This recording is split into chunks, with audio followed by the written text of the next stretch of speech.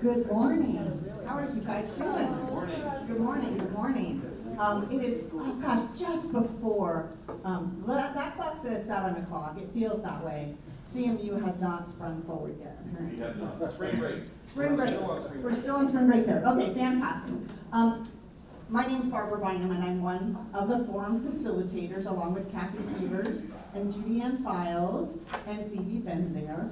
And I'm a little surprised the audience is a little small this morning because you guys are in for a real treat. I had the opportunity to hear Olathe's Chief of Police, Frank Rodriguez, speak last month.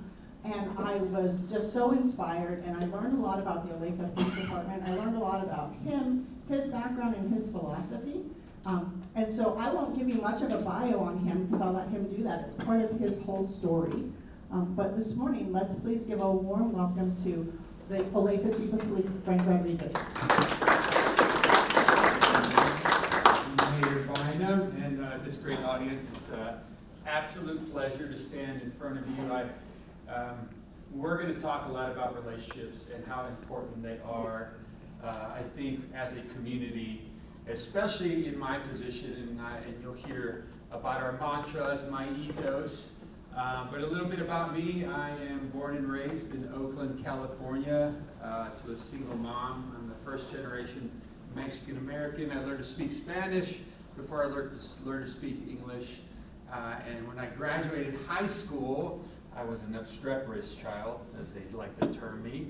And my mom said, "Mijo, I love you, but I can't afford to send you to college and you can't stay home." So I ended up joining the military, and what a change that was for me. It really instilled in me that selflessness that I think has carried me throughout my years. So I retired out of the Army after 24 years and 8 deployments. I am married to a lovely woman who is to this day my hero.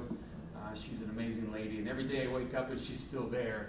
And I'm like, oh, thank God. Because if you get to know me, I'm a lot to take. So I am here for you. If you have any questions, anything I pop up or whatever, please raise your hand, and I promise to address it. So your agenda this morning, Mayor Bynum and I talked, recognizing this is a leadership forum. So I wanted to talk a little bit about leadership. And as I do that, let me put it in context. This is really not what I did right. This is what I did wrong. I had a team sergeant that told me a long time ago, if you're not going to be smart, you got to be hard. And I have definitely applied to the latter here. So I've learned these the hard way. So we'll talk about some canons of doom and then institutional ingredients, and then I'll talk about some initiatives that are happening in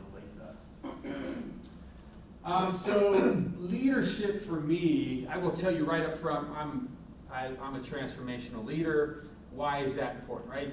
And I don't want to say that in some sort of cliche way, but I have recognized over time that a solution to a problem is extremely important, but how we collectively arrive to that solution is just as important, right? So to be able to invest in people, collaborate with them, and find a goal. There is no wrong answer for leadership, right? So as you sit here, this audience sits here, and you self-reflect on your leadership style, there is no wrong answer. So as long as it complements who you are. And there's a term, it's called do-re modality, your essence, right? And a great example of an essence of a person, I love to use it for an animal, a cheetah. The essence of a cheetah is to run. The worst thing you can do to a cheetah is cage it. Right? That's not its do-re modality. So as each of you, each of us, myself included, have kind of adopted a leadership style, I've really gone back to that do-re modality. What has complemented me, and I've just applied that and grow that. And that's what I do to my young officers and the people that I work for, because as a leader I work for them, they don't work for me. We'll talk about that here in a second. The other part about that is, as a leader, you know, it's easy to say to establish a culture of excellence, right? But you know, I learned a long time ago that inspire people and instill confidence in them and cultivate that excellence, right? Mediocrity is not, for the most part, acceptable, right? You're not ever going to be judged on doing okay, right? And as you look at our communities and how all of us are intertwined with one another. That's extremely important, right? To stand in front, or have a leader stand in front of you and know that he or she wants to establish a culture of excellence. And they're going to raise the bar and expectations because we want to get there. We want that synergism where everybody kind of gets together, and together we're running, full steam ahead in I think a positive direction. So that's important. The other third piece of this is be necessary as a leader. In the military, there's this term, it's called the decisive point. And the decisive point in battle, we're going to talk about that. I'll give you a story about a battle. But in battle, there comes a decisive point where the commander, he or she, can amass all of their resources together at one decisive point to achieve total victory. That sounds pretty in-depth, and it sounds pretty challenging. Sometimes for us, decisive points happen every day, and they're pretty easy. In law enforcement, a critical incident, commanders, leaders, chiefs need to be at that critical incident, right? That's pretty simple. But when you talk about establishing a culture of excellence, that's where it gets a bit more, I think, difficult, where as a leader, are you inserting yourself at that decisive point? And that decisive point could be a conversation around a coffee pot in the break room. And I always used to love when I see two vehicles, police vehicles, backed up to one another, right? Are leaders engaging in order to cultivate that excellence, right? Is there something that's happening? We'll talk about morale here in a second. But those are the things that I've learned. Just some interesting things about Frank Rodriguez, and I say this with all humility. I am in this book. It's called Why We Lost, right? Now, think about that for a second. One of my soldiers called me. He's like, "Hey, sir, do you know you're in a book?" I'm like, "Oh, yeah. What's the title of it? Is it going to be cool? Is it going to be like, the mayor of Baghdad? Is it going to be something?" He's like, "No, it's Why We Lost." And I was like, tough book to be inside. However, General Bolger wrote the book, and he owns the first paragraph. He says, "I am a general officer why we lost the war in Iraq." Just interesting, trivial facts about Frank Rodriguez, my lovely wife up there. And in this picture, I love talking about, and I love PIOs. I love them, right? So I get this PIO shows up, and we're doing this huge operation in Iraq. People might not know what a PIO is. Oh, public information officer. People who take pictures of you, right? They take pictures of you for the media. And I'm like, look at me. And I'm like, "Hey, listen to me.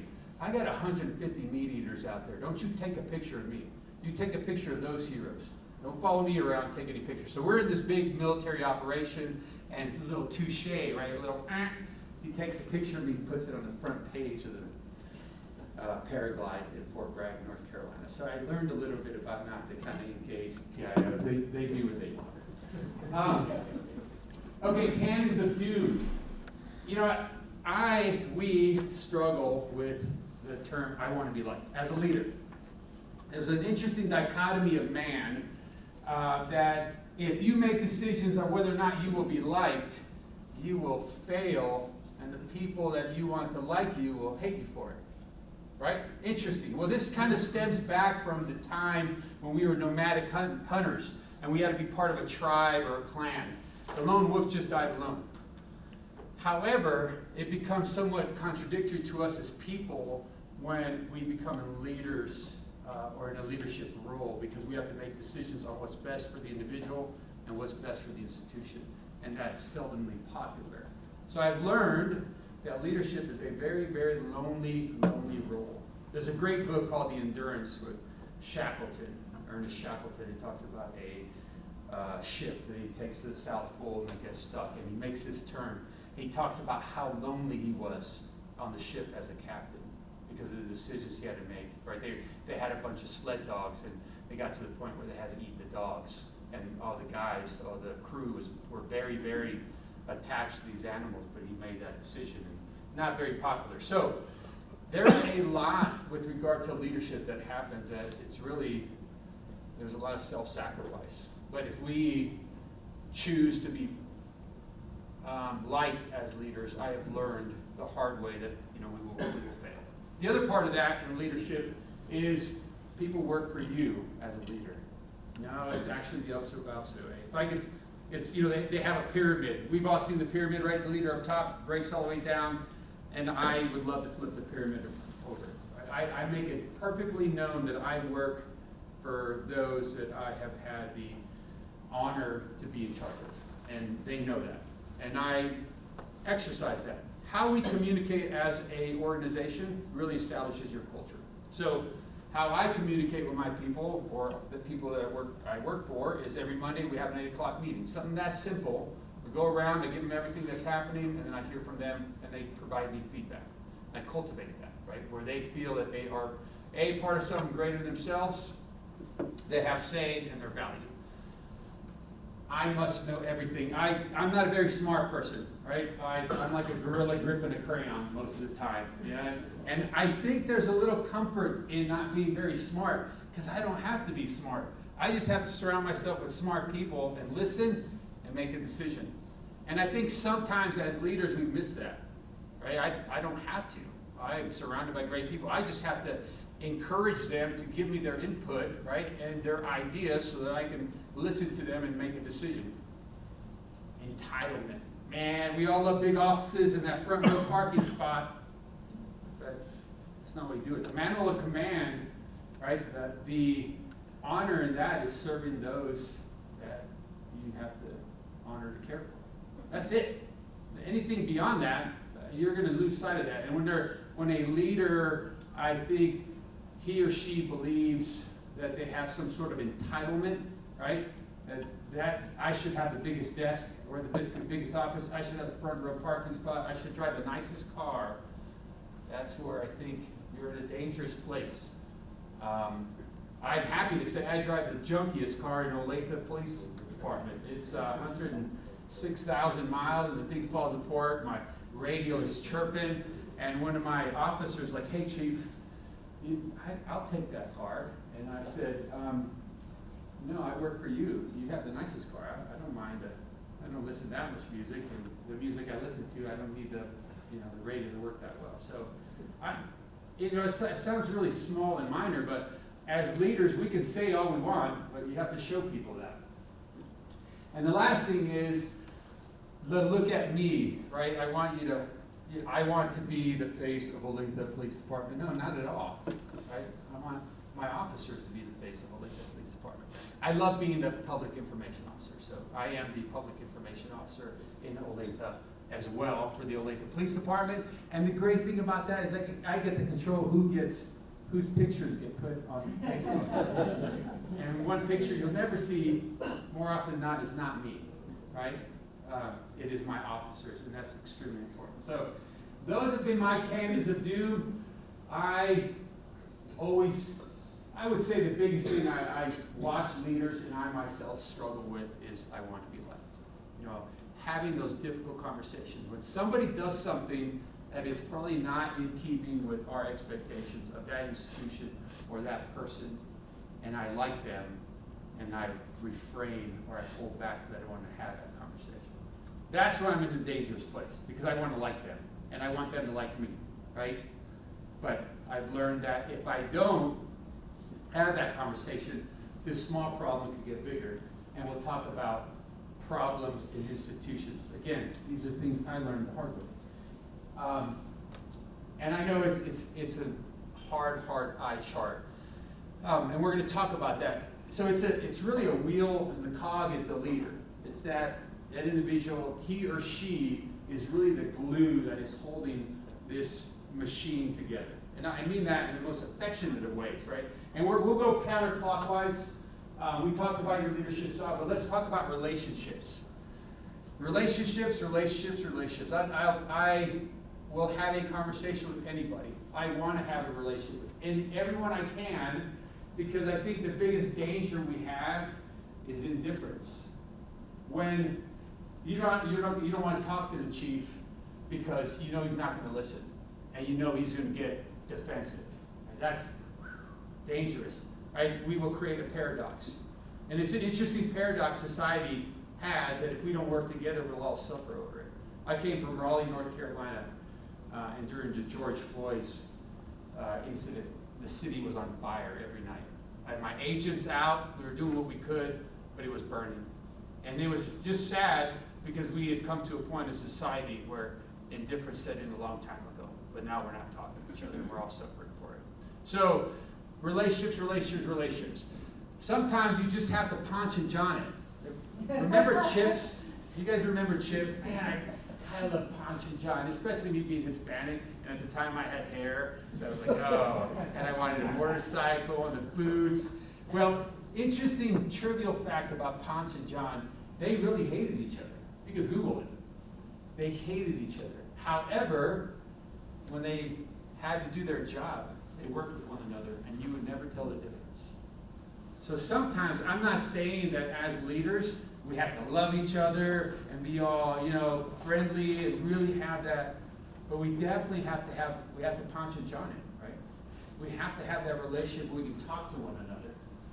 Organizational culture, know and manage. Or that's what I was talking about, a decisive point. What is really, you can read somebody's mission, vision, and values in an organization, right? Mission, vision, and values. Most of them have it. You get online, you see it. But really, what is the culture? What is that deep-rooted culture when you look at, especially law enforcement agencies that have had consent degrees where the government has taken over them? That failure didn't happen, wasn't a light switch. It was an erosion over time where they failed. But what was that culture like? I know what I'm reading, but what am I seeing? And as our leaders, are we engaging in those difficult conversations to know and manage the culture? Are we having that? Or are you dismissing that conversation between two people in the corner that, they're just talking about something that's probably somewhat toxic, right? Or what are we doing about that? Or, I love the patches. Man, I was in the Army, we had patches everywhere, it was great. But I love when I see a SWAT operator and has a patch that is pretty draconian, right? And it's something about, not much of a reverence for life. Those types of patches.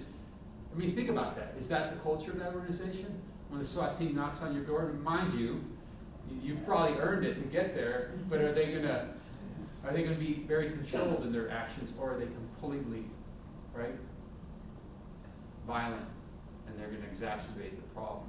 What's the incident report gonna read like, right? What was the culture of that? And you think about what happened in Tennessee, right? The Scorpion team. Did you hear about that? Scorpion team. It was the most recent one. They beat this kid to death. Like, beat him to death. He was a drug, and they're kicking him and beating him. They knew about that culture. Leadership knew about that culture well in advance, but it was the Scorpion team. Nobody messed with them, right? And what happens? National news. It's disappointing. So know and manage your culture. Inadequate discipline system. I'm a simple guy, right? Swift, just, and consistent. Swift, just, and consistent. I have learned over time, anything other than swift, just, and consistent inserts a little subjectivity, right? Well, Frank likes Mayor Bynum, so she didn't get the same discipline that Joanne got or that Tim Cox got, right? But if it's swift, just, and consistent, then it's objective. If when someone is disciplined, we can't look at that individual or that action and know exactly why that happened, then it becomes subjective. And then, man, those are torpedoes. Those are morale torpedoes. Because now, well, I like this person, so they got to buy it. Whew. Think about those institutions that you've ever belonged to that were somewhat toxic. Were there special people? The chief or whoever it was, liked, tough. Negligent retention and hiring. Okay, believe it or not, there's a Cambridge study and a Yale study on hiring people. So they looked at a capitalistic model, right? A business model where that business is intended to make money. They looked at that. And they had found out that if you hire the right person, and now the numbers are all, I think it's like a 2012 article, they will make your company, the right person, right, positive hire, will make your company about $4,000 a year. Good hire. Awesome. Conversely, you hire the wrong person or you hold on to the wrong person, they cost you 3 times as much. Financially. Now think about the morale within the organization. And that's tough, and we are in a difficult place. Olathe Police Department is a tough place. I just lost a good officer. So I'm down to 2. One of them's 22 years old, one of them's 23 years old, and then me. You know, I had to fight a guy the other day, and God, that's a young man's game. You know, I don't want to be fighting these kids. They're big. However, I can't compromise standards. I can't do it. If I compromise standards and I hire the wrong person who shows up at your door in the most vulnerable time of your life, and they don't make you feel like their purpose is to be there for you, then it doesn't matter what position I'm filling, right? So hiring. Strategic planning. In the military, I apologize for all my military terms, but 24 years of my life, you can imagine. We used to use the term nested. It's nested within the commander's intent, right? So let's say I work for Mayor Bynum and the city is going through a financial crisis where there was something that popped up that we don't know about, and she is saying we're going to lose money or we're going to have to cut in certain areas. But then on the other side, I'm doing a big press conference with everybody and we're like, hey, we're going to grow by 50% and everybody's getting a pay raise, right? Can you imagine what that does? What that vacillation that occurs between both sides, between the city and then the department? And then break that down into the institutions that encompass a town or a government or a city government. We have to work together. We have to have those conversations. Training. So I had the honor to go and brief at the FBI Academy quite a bit for the last few years. And I would have these very, very visceral conversations about minorities, right? And how do we get minorities promoted?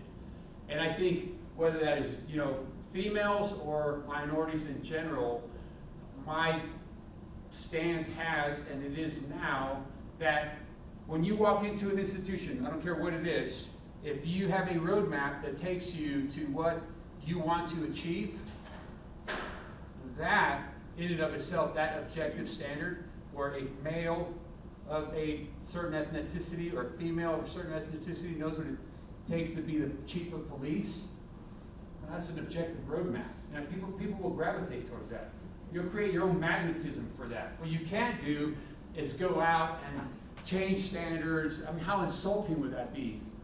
Me as a Mexican American, if somebody changed the standard for me because they want a person of minority.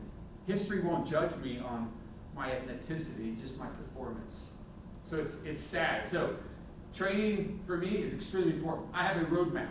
My officers, my 2 young officers, they know what it takes to be the chief. And it's a 1 to 3 year training plan, 3 to 5 year, 5 to 7 is all broken down. And I will invest in that. They're there now. They're doing interrogations and interview training. So I can't wait to hear all the great stories when they come back. So I'm excited.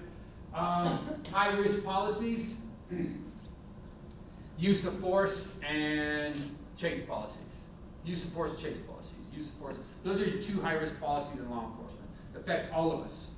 There is actually pursuit policies. The stats are a person dies a day from cops chasing bad people. Tough. Can you imagine you lose your child or your spouse or your loved one because a cop is chasing somebody and they hit them?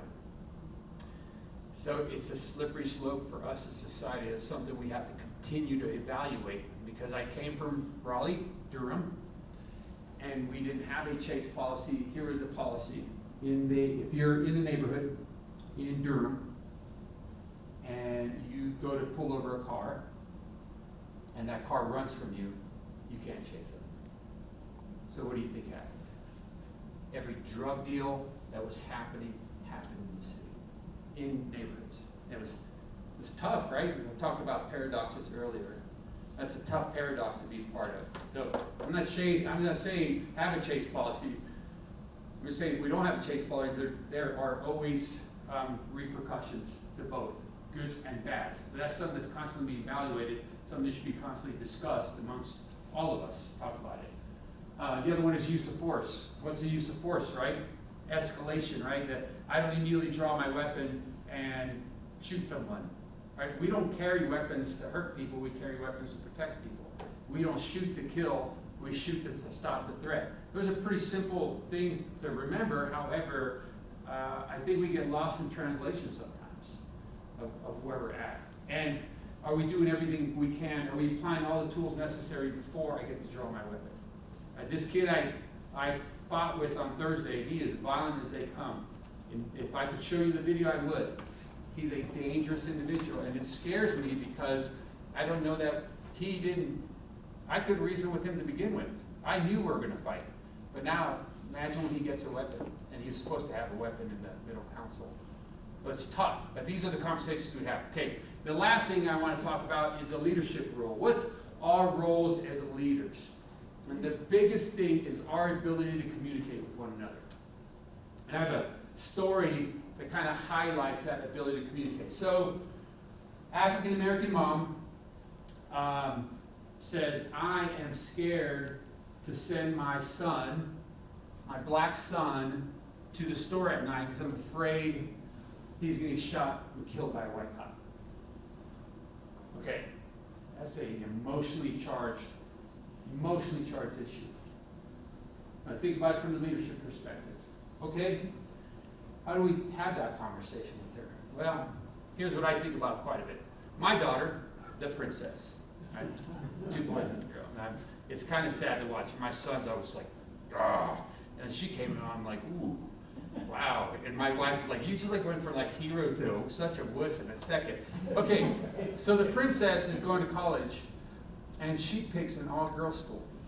Crazy. I had no idea. I mean, she had NC State, Chapel Hill, because we were from North Carolina, and she goes at Meredith College, a all-girls college. That was her choice, right, to go to school.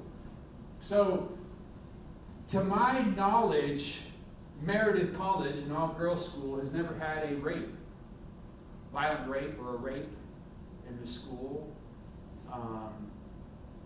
I didn't know that they had anything really violent that happened there.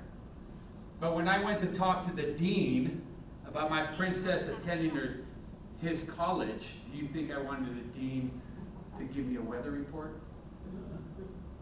I mean, think about that, right? Think about the African American mom who's concerned about her son going. And I'm telling her, you got a greater chance of your son being struck by lightning than you do having him be shot by a white cop. Right? That's the stats. But should I answer her that way? Or how do I bridge that gap, right? How do we as leaders bridge these gaps with everything that's happening? And it takes a whole lot of courage to have those tough conversations. And I will tell you, again, remember I said I'm not very smart. I'm okay not being smart. But I'll be the first to say, yeah, I messed that up. Or at least explain it to you, or own it. And that's a difficult thing. So these things, you show me an institution that is having a morale problem, it probably has some of these ingredients in it that the leader, he or she is not applying appropriately.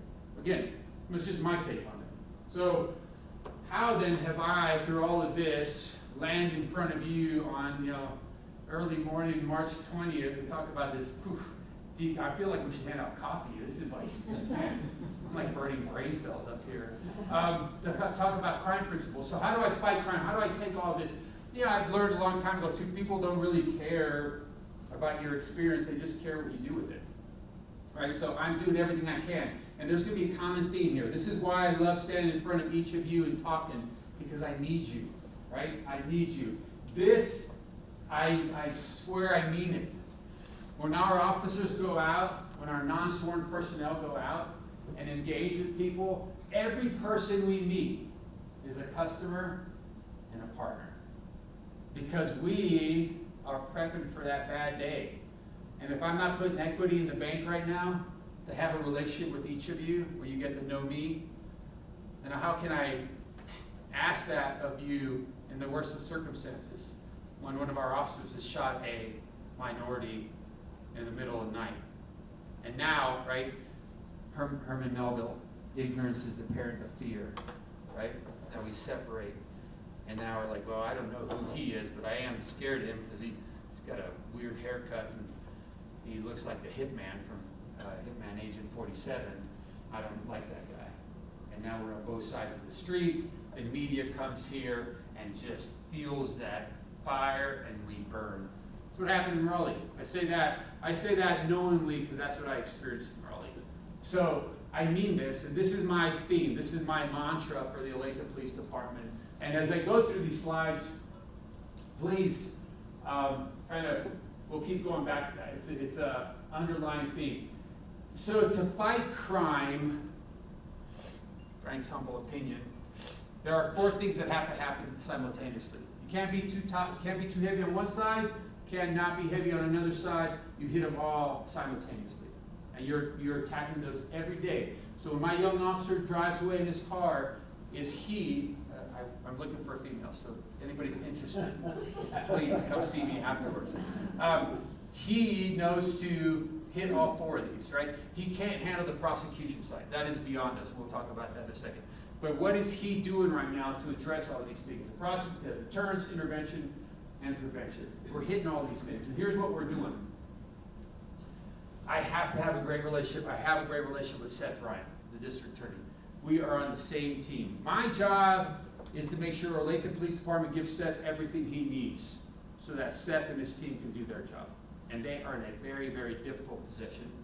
I would say we have the pendulum has swung a certain way that's really straining our societies, and I'll talk about that in a second. However, regardless, we charge based off of objective legal parameters that we fall within.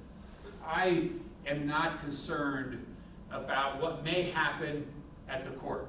I'm not gaming it, and my officers aren't gaming it. We're not going to say we're not going to charge this person because it's just going to get dropped or it's just going to be dismissed. We're going to charge because I owe you that as a customer. We owe you that as a customer. You need to feel that we're doing everything in our power to make sure we address. Anytime we have a traffic stop, here's a great example. This is the type of stuff that's happening. If you do a traffic stop, I did a traffic stop on a young man yesterday, that generates a report, right? Olathe 1, traffic. Okay, citation issued. So I do my report, but then I have to go label my video. Then I have to go onto something called Citizens Contact, where I have to go onto this separate platform run by the state, and I have to talk about everything that I did. So for one traffic stop, it's at least, I'm getting pretty good at it, 30 minutes of a report that has to happen, at least. But it's so redundant. The citizen contact one is interesting. And what that ended up being, it morphed. We used to do traffic stop reports, well, not reports, a sheet on traffic stop to make sure that I wasn't targeting somebody, right? That I wasn't profiling people of gender or ethnicity. But now it's gone the other way. Now here's the problem with that. We're not doing anything with that data, to my knowledge, other than I have to report it. So that generates a whole lot. Regardless, we're going to do it. We're going to do what's right. I attend the attorney law enforcement executive meetings, and Seth, Tim, and I will have coffee on Friday. Very, very important. But here's the one thing I want to talk to you guys about. And right now, this guy we chased in Olathe. It was bad as well. We chased him all over the place, caught him in a shed, kicked the shed in, and there he was laying down, lucky for us, eating his sandwich. So no wrestling that day, so it was good. Okay, so 16-4-1-13. You're going to hear this, an emotionally charged issue right now in law enforcement, where suspects are getting released on a personal recognizance bond. What that means is I show up, I got busted, you arrest me, you take me to jail, and based off the crime, if it's a petty offense, a misdemeanor or below, the judge has to, by this statute, shall release. He or she has no choice. So what do we see as a society? what do we see as law enforcement, right? But the judge's hands are tied just as much as our hands are tied. These are the statutes that we are all under right now. G. Lillard has a guy 63 times has been arrested. Luke Fedler in Delta PD has a guy 53 times have been arrested. They get arrested, take them to jail, they get released. They do it again. Can you imagine that? How exhausted that, everyone who's involved in it is. So what do we do if we're not having these conversations and educating each other? We're going to point fingers at each other. Judge has no choice. Shall release. It says shall release, so they'll let him go. And it's not cumulative, meaning if you do after 3 times, they'll keep you. 63 times. 60 times, I think Gene told me he has a guy 63 times. I know they have a guy 53 times in Delta. That's tough on us. So for me, irrelevant. However, for you, I just wanted you to know that's one you'll hear that's happening right now, circulating amongst a lot of channels about what is happening and why prisoners are being released. Okay. Deterrence. What are we doing to deter? We're doing everything we can to deter. First of all, there is no small crime. And here's, I grab a great story of a gas can, right? So, a young lady calls me, my gas can got stolen. Now think about that. It's a gas can, it's worth like $5, right? I'm like, ma'am, where's your name on it? No. Did you have any identifying numbers on it? No. I'm never getting the gas can back. It's a red gas can. It looks like every other red gas can, you know? However, right, let's go back to Maya Angelou. People seldom remember what you say or you said. Sometimes they remember what you did, but we'll always remember how you made them feel. To this young lady, it wasn't about the gas can. To this young lady, it was the fact that somebody came onto her personal property and really, think about it, violated that trust, that safe space. So me as an officer, the worst thing I can do is make her feel like it's insignificant. Think about what that's going to do for our relationship. That's not going to be good. I invested that. I sat there for an hour. We talked about it. I took pictures as much as I could, knowing I probably was never going to get the gas can back, but I wanted her to feel like I cared. And what I was able to do is we have increased our patrol in that area. So there's nothing too small, nothing too minor, because if you call me, I have to make you feel like I care. Because one day, if I don't make you feel like I care, and I do something that's questionable, right? I shoot and kill someone, God forbid. How's that narrative going to read when the media comes to you and says, hey, what do you think about Chief Frank Rodriguez? She came one time to talk to me about my gas can. He made me feel like I was so insignificant and that gas can mattered nothing. Ooh, man, that's gonna fuel so many fires. It's gonna be awesome. Now, conversely, I hope if she or he would say, "We have faith and trust in our police department and doing everything we can, and we'll let the investigation play out." Different.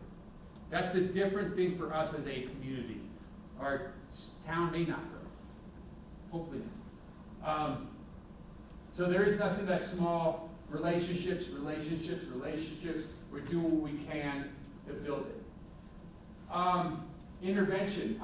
We do crosswalk duty. Someone made a disparaging comment. You guys are glorified crosswalk people. Like, okay, so be it. I want my officers out there, unless there's a call out there, I want them walking kids across the street every day. Because what are we doing? Knuckle bumping. Hey, what's going on? How are you? Hey, Chief, how's it going? How you been? Good. How are you? How's school? Good. And they start talking to you, right? And I will tell you, I'm super proud because of our manning. I was able to convince the firemen to do it as well. Yeah. So the fireman, the fire chief Fitzgerald, I think the world of him. He's covering the morning because he knows I'm short-handed and we have to shift our hours, right? He knows how busy I am, so he's covering that. So I'll take the afternoon, the firemen take the morning. So excited about that. And why can't we have, what's the rules against having a birthday party at the police department? Why can't I have a birthday party at the police department? Why can't I have a kid be a cop for a day? There's nothing. Heck yeah. Birthday party at the police department, I get cake, you know what I mean? We do everything we can, and it's really, selfishly, it's my long-term recruitment plan. Right?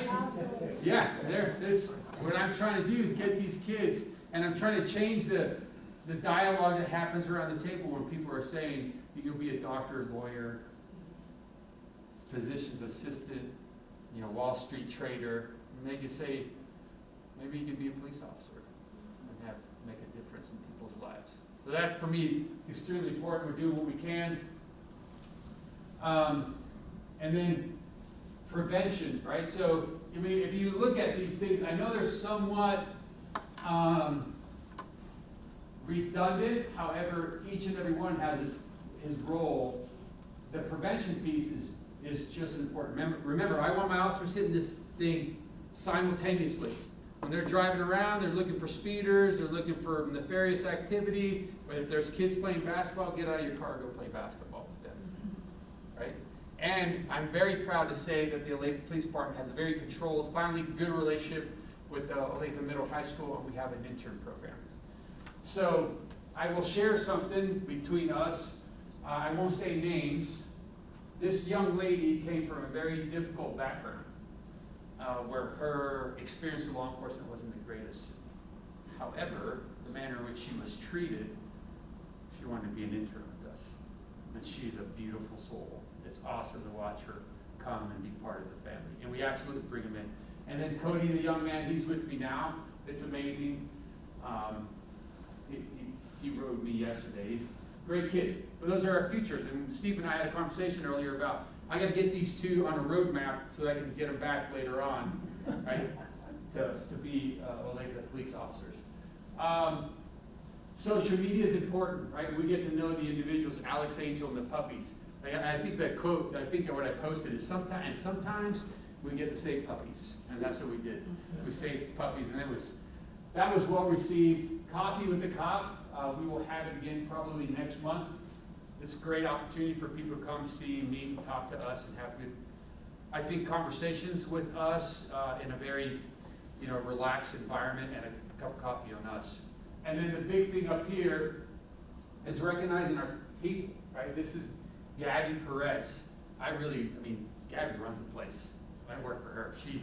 She's our administrative officer. Making her feel valued and taking the time out to do a spotlight so that Gabby knows how important she is, but not only to me, to our department, but how important and integral she is to our success within the community, right? And then showcase her. That's important, right? That's the prevention piece that people, hey, I want to be a part of that. I want to be a part of that organization. As leaders, right, my trifecta is, as a leader, if you want to improve morale or you want to create a certain magnetism, an institutional magnetism where people want to be part of that, right? Have something great in yourselves. Feel valued. Feel like you have say in that. Pretty simple. Hard to apply, but pretty simple. So I do that to make sure they know that. It's a noble cause. I do believe, and of course I'm biased, I wear a badge, but I do believe the men and women that are doing this job, present day, are, the best of our society. To see and hear the things that I get called and what my officers get called, they're young. I'm older, right? I'm 53 years old. I think I'm 27, and my body reminds me I'm not. Check engine light came out at 50. Warranty ran out at 30. But these young kids, the fact that they still want to do this job after they've been cussed out and called, or I had an officer do CPR on a 2-month-old child that died. That has an effect on him. I gotta get 20-something years out of him, right? I want him to feel valued, that he's making a difference. So these things are important to me, and those are what we're doing in Olathe, but we're not perfect, right? We're not. Oh, thank you. Great question. Okay, I have another officer that not too many people know. I call him Officer Pale Rider. Officer Pale Rider, he's on duty all the time. So I have a car, a vehicle, and because of our manning, I strategically placed this vehicle over sticky areas in the town where people complain about speeders or name any type of activity. So what I do is I take the vehicle there, and I got a And he's really pale looking. I put a ball cap on him, I put a shirt on him, and I call him Officer Pale Rider. And when you drive through Olathe, you'll see the car, and I move it all over the place all the time to slow people down. And it's funny, it works. And it's got, you know, there's some emotional ties there, goods and bads. Some people hate it and think it's the dumbest thing ever. Other people love it, you know. And the other day when I heard some lady on social media said I was driving through Olathe and I immediately hit the brakes because that car scared me. And when I went by, I realized it was only a dummy. I'm like, perfect. That's exactly what I want you to do, is just tap your brakes a little bit and slow down so that I don't have to give you a citation or I don't have to put a car out there. And, you know, so that's what our ghost car is. It bounces all over the place. It's been a great tool that I've employed since I've been there. But trust, what does that look like? Trust is like this, say it's like wet toilet paper, you know? It's there, it exists, but you try to grab it or do something that falls apart. And if you ever want to really get something, a great metaphor about trust, I want you to write trust on a plain white sheet, pull it out of the copy machine, write trust on that. And then I want you to crumble it up. That's a mistake we make, a big mistake. Crumple it up. And I want you to apologize, and when you apologize, I want you to push the paper back out. And I want you to look at that paper. Will the trust ever be the same? No. Right? And that's why it's so fragile. Tough thing. All right, the last thing, I think I'm right on schedule.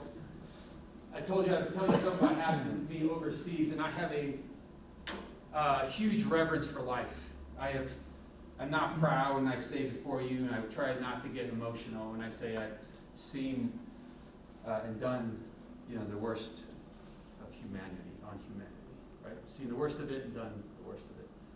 But as, you know, General Patton said, war is hell, and it can't be normalized. So, okay, so here we are, and this is part of what's in that book. And we embarked on this huge firefight. Ends up being a 30-hour firefight. And I remember it was I've been in firefights before, but how violent this was. And there's a long story to this, but I'm going to talk about this individual. And I remember I'm sitting behind my vehicle, and I'm boom, boom. I'm just hammering it. My guys are on top of vehicles with 50 cals, just do. I have guys laying on the ground, just hammering it. And all of a sudden, I hear on the radio, Shadow 6 got one approaching from the west. Like in the middle of a firefight. Have you ever seen Boondock Saints? Anybody seen the movie Boondock Saints? It was a firefight. So we're in this firefight, and all of a sudden I hear Shadow 6, one approaching from the west. What caught me in that, like I'm hammering it. I should have never heard that. So that's what kind of stopped me. I'm like, why am I hearing this? Address it. Our use of force, our escalation of force policy was, if someone failed to follow commands, what you would do, you would yell at them, you would shine a light at them, you would shoot at them, skip rounds off of them, and then you would neutralize them. Because this time Al-Qaeda was using the most vulnerable to get us. They catered to our heartstrings. They'd use kids, handicapped people, and the elderly to get close to us. And they would put improvised explosive devices on them. And once they got into our cordon, they would detonate them. Right? So because of that, and because of many soldiers' lives being lost as a result, that was our use of force. That was our escalation of force. So when they said Shadow 6, that was my call sign. Shadow 6, one approaching from the west, shook me. Because why am I hearing that? Take care of it, right? And I'm hammering stuff. And I look over, and I see this guy. He's pushing a cart, coming right at us. And he has failed all of our commands, right? He has failed all of our commands. He is not listening to us. So I absolutely think he has an IED on him, right? And I think about this guy quite a bit, and I'll try not to get emotional whenever I think about when I dig my heels in. And I say, nope, I'm standing firm on this. As long as it's moral, legal, and ethical, I'm standing firm on this. I think about this individual, right? that was a red Toyota truck. I'm 100% positive that's a red Toyota. You're wrong. I'm 100% positive you're wrong, right? This guy reminds me of, maybe you need to take a step back and listen. So I stick my head out, and there's something in my heart that says, don't shoot him. Don't engage him. Shadow 6, do not engage, do not engage. I have the threat. Right? So now I'm sitting behind this Humvee, and I see the guy, and then I run. I said, cover me, I'm running for cover. I tell people all the time, I'm not, I believe in God, not because I read it in a book, but because of what I witnessed in my life. And I'll try not to get emotional, but it's coming now. I had bullets bouncing between my legs that day, and I was expecting to feel it, and I never did. Thank God. So I run up, cover me. My guys cover me as I run across, because I want to get to the building, because he's coming down the road at us. So I posture up against this building, and I'm screaming at the guy, and I'm shooting at him, skipping rounds off of him. Imshi, imshi, imshi, which means leave, leave, leave in Arabic. Right? Imshi, and he's still coming. And I'm like, and now I can hear my guys on the radio, Shadow 6, he's getting close. So I think he has an IED on him, because why, in the middle of this firefight, there's bullets flying everywhere. Why are you not listening to what I tell you? So I'm shooting at him, and I run out in the middle of the street with my interpreter, whose eyes were as big as plates. And I told Rami, was his name, I said, Rami, tell him to leave. Saidi, which is Mr. in Arabic. Saidi, imshi, shukran. Shukran jazilan, please. And he looks at me in the middle. I mean, there's bullets like, I have 50 cal 60s. It's in the middle of a city in downtown Baghdad. I cannot begin to describe to you how violent it was and how loud it was. And I'm in the middle of the street. Bullets are bouncing all over us. And my interpreter tells him to leave. And he goes, like he was super inconvenienced. Bullets are flying all over us. I'm expecting the bullets to die. And he takes off. He like turns his car and walks off. And I'm like, well, that's weird, right? So then I fight on my way back. That's the afternoon, and we fight all the way into the morning. It's a tough day for us. So I wake up the next morning, and the firefight is still going. At this time, I have the enemy. This was a funny story. I paid all kinds of money. We paid all kinds of money to paint all these downtown buildings, and we blew them up that day. So it was bad. Okay, so we have attributed the enemy, and I got him over here, and I see this guy. Right? And I'm like, I got to meet this guy. Because yesterday was crazy. It's still crazy. He's walking around. And remember my point here. My point is sometimes we cement ourselves as people. I cement myself as a person. Or I think you're wrong. Or I don't agree with you. Or I agree with you. And I ran out to talk to this guy because I wanted to know. And this is what he reminded me of. Not to cement my ideology, because as I started talking to him, I realized he was blind and deaf. So, he had no idea what was happening that day. He had no idea the danger he had put us all in. And he sits on my wall. Sorry, I'm getting emotional, but I think about him a lot. And I think about whenever I think that I'm getting into that place where I'm like, this is how it is this what I'm going to do? How do I break out of that? And I look at this picture that sits on my wall. And I'm like, Sadie, Shuka. So I don't have that. So for us, as leaders, as a society, as people, I would hope that we would have the opportunity sometimes, I guess, just listen to a different viewpoint, because the irony becomes that if we don't, we're all going to suffer anyway, right? Especially with love. So, it is awesome. I think I'm right on the money for an hour. Thank you so much for your time. I will entertain any questions you have for me, of me, but I'm all yours. Great, I'll pass the mic around, and I think we just have a very short amount of time, so. How did you end up in Olathe? Great question. I get that a lot. So Blaine Hall and I went to the FBI Academy together. He and I were suite mates. And he calls me up out of nowhere. I'm like pontificating life. I'm like, is this as good as it gets in Raleigh, North Carolina? I say this, I had a building, I had a big office up top of the Albemarle building that overlooked the state capitol.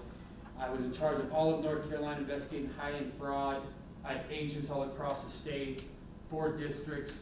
I wore a suit every day. The budget I had is 10 times more than the budget of Olathe. And I remember a couple of things happened. One, my daughter said, with the grandbabies, right? The princess. She said, we're not moving back to North Carolina. So that really kind of jarred my wife and I. And my wife's like, hey, I think I want to be in the Rocky Mountains because I think that's where we'll end up. So I'm like driving to Raleigh, North Carolina in my blacked out SUV. I'm like, is this it? Is this as good as it gets? What's life going to be? And I kid you not, serendipity. Ding! My phone dings. And it's Blaine Hall. Got time for a call? Yeah. Hey, do you want to be a police chief in a small town, Olathe? I'm like, spell that. What is that? I'm like, no, you said Olathe, not Olathe. And that was really, it's that simple.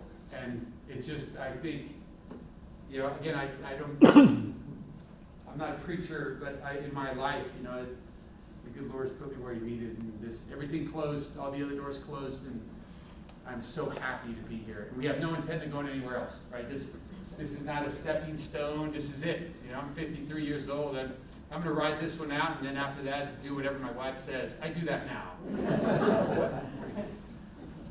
Fantastic. We really appreciate it. I think our community is lucky to have you, and you and Chief Hall working so closely together says a lot about the relationship between Montrose PD and Olathe PD. I'm proud that you guys have been the beneficiary of some extra vehicles from Montrose PD. Thank you. The junker car wasn't yours. The good car, they went to the 2 officers. Yeah, so anyway, great relationship between the city of Montrose and the town of Olathe and our law enforcement. Let's give them a big round of applause.